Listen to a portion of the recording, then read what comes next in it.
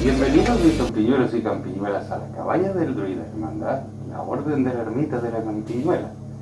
En la investigación de hoy os traeremos no a su hermano, ni a su madre, ni a su tío, sino ni más ni menos al primo En. Y diréis, ¿qué es eso?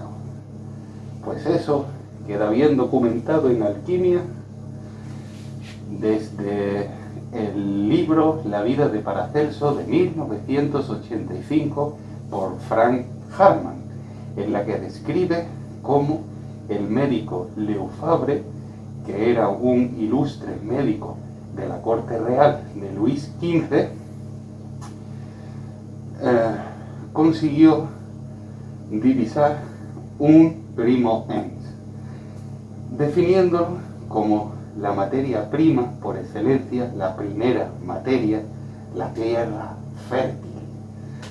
Y como dije divisar porque lo vio a través de un amigo suyo que consiguió elaborarlo. ¿Y cómo lo hizo? Pues eso queda definido en el libro, igual que Robert Allen Barteltre, que en su libro, me parece que era La verdadera alquimia, en su libro La verdadera alquimia, también define dichos procesos. Recordemos que el primo ens es común verlo hecho con melisa, que es una planta típica por sus virtudes y propiedades, pero que se puede hacer también con sangre, ¿no? Entonces sería un primus sanguinis.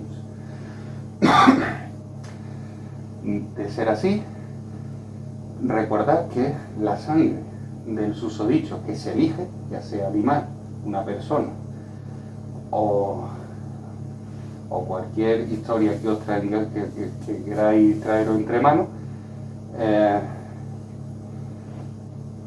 tendrá que consumirlo la persona de la que se utiliza la sangre, porque si no va a carecer de esas virtudes, ya que el recuerdo genético se tiene de estas.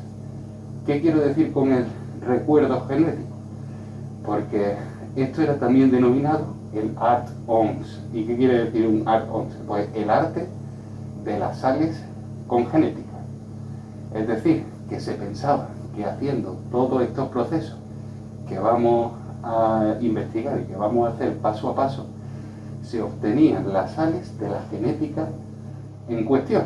Por tanto, es una tontería hacer un primo ens sanguinis y utilizar la sangre de otro, porque el recuerdo genético lo tiene del susodicho al que se ha hecho lo de la sangre. También podemos ver primus animalis, vegetalis, mineralis, ¿no? Y depende de lo que se le quiera sacar la sal, estamos haciendo un disolvente universal. Por tanto, la importancia de ponerse guantes a la hora de trabajar con el ens. Como iba diciendo, en el libro, que se me ha olvidado explicarlo, La vida de Paracelso, de 1985, escrito por Frank Hartmann, en la que habla del médico que documenta aquel caso del primo ens que hace su amigo, decirlo que lo probó con una gallina vieja y se le cayeron las plumas y volvió a poner huevos. Entonces,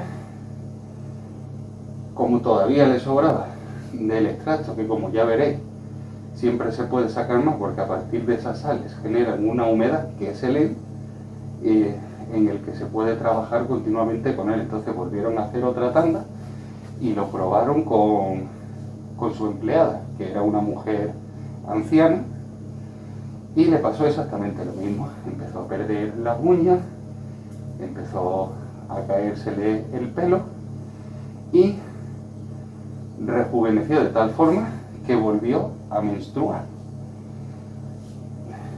con los acontecimientos que tuvieron, pues se asustaron y ya pararon la investigación, pero documentaron lo suficiente como para enseñaros una nueva entrega en la que vamos a destripar a mi primo. Y ya no tengo nada más que decir, así que, por mi parte, ends. Dale like si te gusta, suscríbete a mi canal, activa la campanita, activa el punto, dale like si te gusta, suscríbete a mi canal, activa la campanita, activa el punto,